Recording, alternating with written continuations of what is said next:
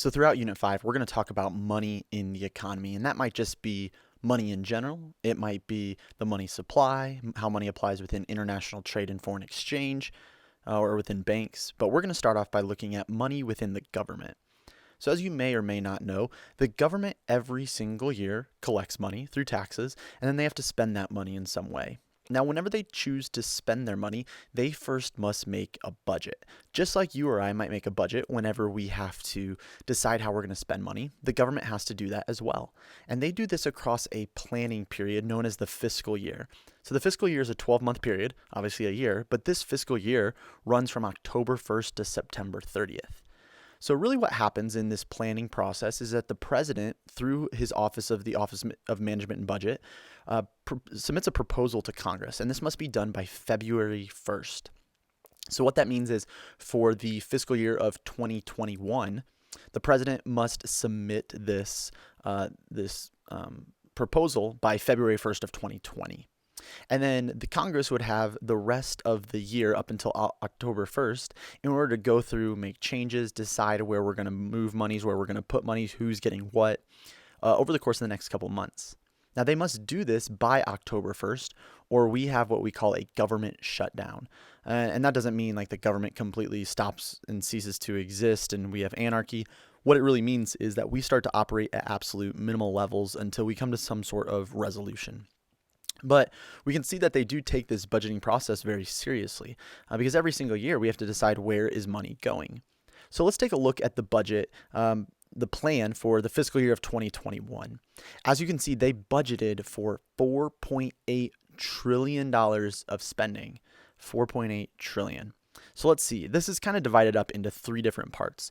First and foremost, that 2/3 of the darker purple is something that's known as mandatory spending. So mandatory spending is just any spending the government has to do where they're required to do it. It's mandatory. And what we mean by that is that there are already rules, regulations, and things in place that make sure that this spending occurs, such as Social Security, Medicare, Medicaid. It's not that the Congress has to go in every single year and decide how much money they're spending in these categories. There's already eligibility rules that are in place to determine that, hey, once you hit this certain age or once you hit this threshold, you're getting this money no matter what. And so they already have those things in place for that spending to occur, and it automatically happens, and that's why it's mandatory. That section off to the left, the little bit lighter purple, that's something known as discretionary spending. So you might have heard someone say that something is left up to your discretion or it's up to your choosing. And this is the kind of spending that Congress has to go through every single year and decide and debate and discuss. How are we going to spend this money? Who's getting what?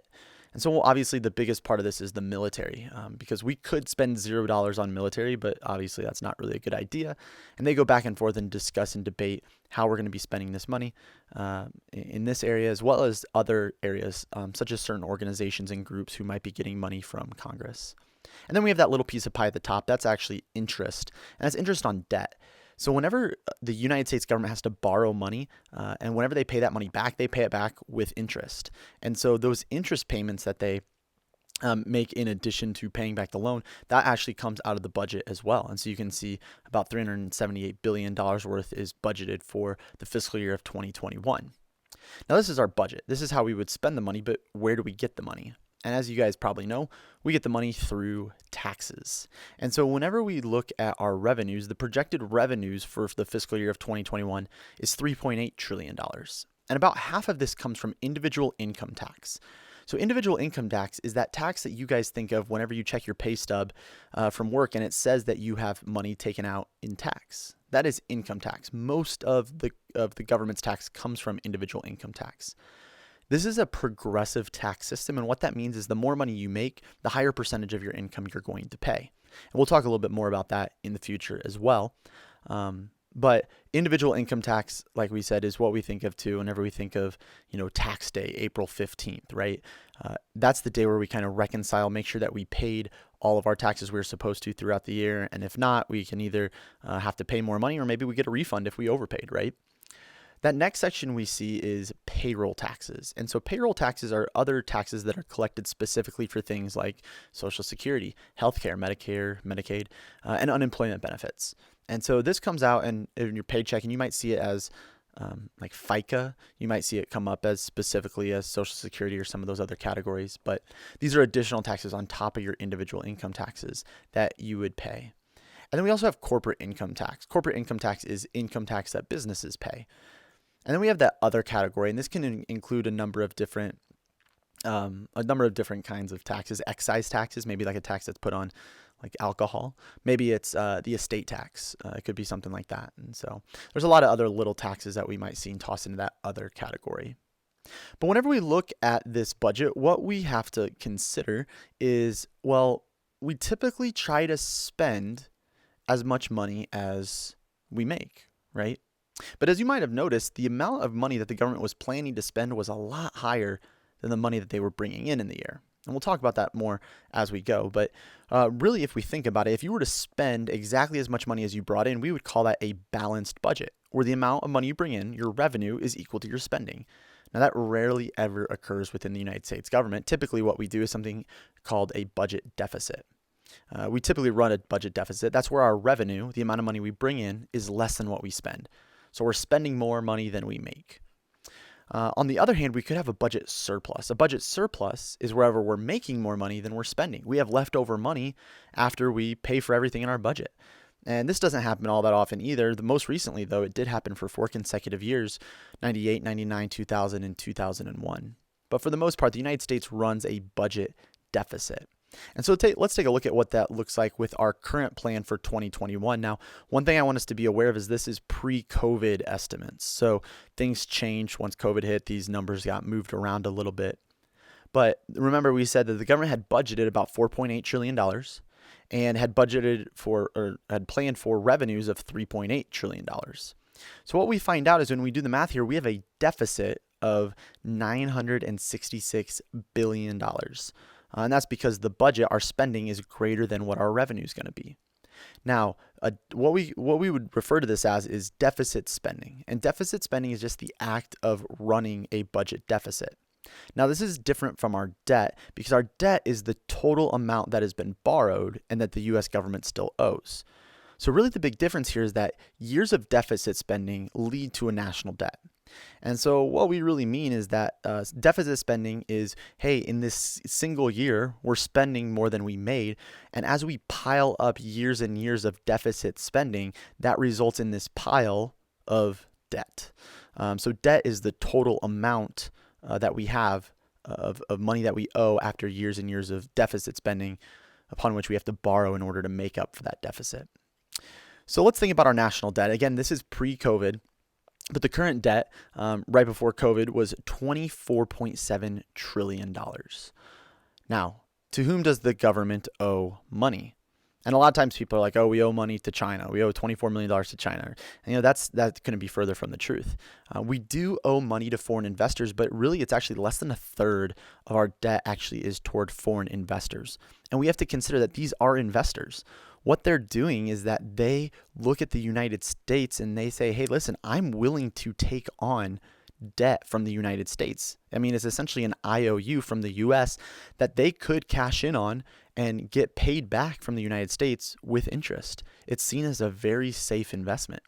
If we were to look at the top 15 countries that currently the United States owes money to, Japan is actually number one with about $1.2 trillion, and China number two with a little bit over $1 trillion, and then from there the UK, Brazil, Ireland, and so on. But the reason that these investors are willing to be owed money by the United States is that they know that those IOUs from the United States government are a very safe investment. U.S. bonds are seen as a very low risk, low reward investment for your money. The United States also owes money to domestic investors. That can be domestic companies that decide to hold value in money as U.S. bonds. It could be people like you and I. I don't know about you, but I know I had an aunt growing up who would always give me a treasury bond for my birthday. And I didn't know what it was. I just knew it wasn't money. But what it actually was, it was essentially an IOU from the government. And what that means is that after a while, I was able to cash that in and get its value plus interest because it was national debt that I owned. I held United States debt, part of that $24 trillion they owed to me, right? We do see that some is also intergovernmental. So yes, the government does owe money to themselves in a sense. Really, it's intergovernmental in the sense that, like Social Security, for example, holds some of their money as U.S. debt, because what they're saying is that they want to invest money that people pay into Social Security. They want it to earn interest over time, and then they can pay it out when people are older. Now, as they do so, we said that U.S. debt, as the United States pays debt back, they have to pay it back with interest. And so as the systems like Social Security borrow some of that money from the United States government, they can get it back later on with interest. We also see that the Federal Reserve, the central bank of the United States, actually does hold a significant amount of debt as well, and they do this intentionally. We specifically will see, post 2008, 2009 recession, the Federal Reserve took on trillions of dollars in U.S. debt in order to systematically pump money into the money supply in order to help us recover from the recession. We'll talk more about that in Unit 6 as we go. But lastly, I want to see this visual of the U.S. budget deficits by year from about the last 40 years. And so you can see throughout the 1980s, we hung out with a deficit during the Reagan and into the H.W. Bush years of around $200 billion in a deficit per year. And again, that's adding on to the debt. Now, throughout the 90s, you slowly start to see it slope upward to the point where we have those 4 years, 98, 99, 2000, 2001, where we ended up having budget surpluses. And then we hit 2001. We had a little recession in 2001. And then, as you know, in 2002, 2003, 2004, post 9/11, the United States was involved in a number of wars. Toward the mid 2000s, things got a little bit better. But you can see in 2009, 10, 11, 12, during the start of the Obama administration, things got pretty bad. And a lot of that had to do with excess spending in order to help recovery from the Great Recession. And so we see throughout the end of the Obama administration, things getting a little better. And throughout early Trump administration, we saw that deficit start to rise. We are now over $1 trillion deficit, especially with everything that happened with COVID. And we'll see some of those numbers in the coming years. And it'll be interesting to see how those deficit numbers and the debt numbers play out.